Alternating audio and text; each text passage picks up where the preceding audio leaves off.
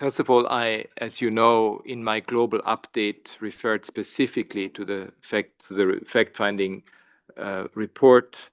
I also refer to the situation in Bangladesh.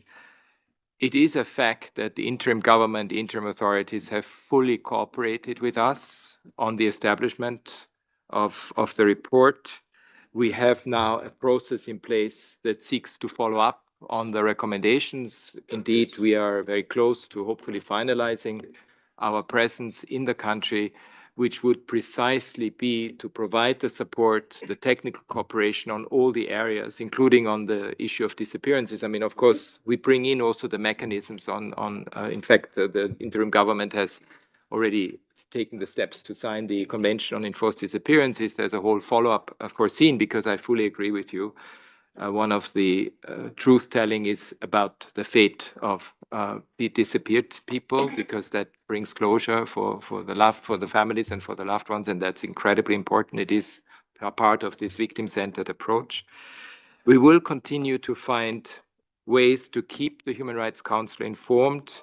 That's also a very specific request that Dr. Yunus has put to me, and we will make sure that this is important.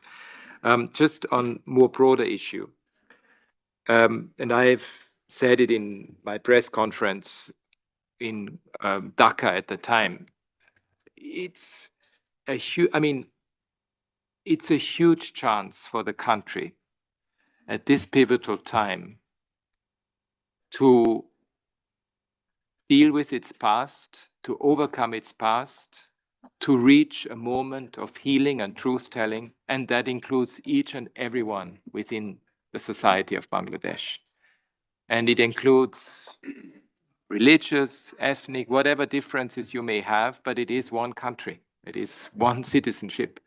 And that's really what I think is happening at the moment, also through the reform efforts, which I think all of us have to support, because it is meant from the perspective of anchoring human rights very much in the governance of the future of the country. And that's a unique opportunity for each and every citizen of Bangladesh, irrespective of, they belong to whatever group or community.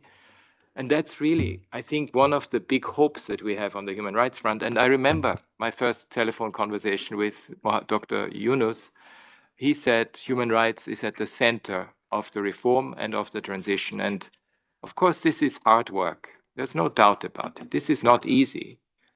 But I think if there is the right spirit of everyone, of the political parties, of the different communities, to get it in this direction, there is huge hope for the world to have a story of hope to tell in what is otherwise, frankly, a very difficult environment all over the place. So I really think we need to grasp the opportunity, support the opportunities that arise, and do our utmost to support this process of transition in this country.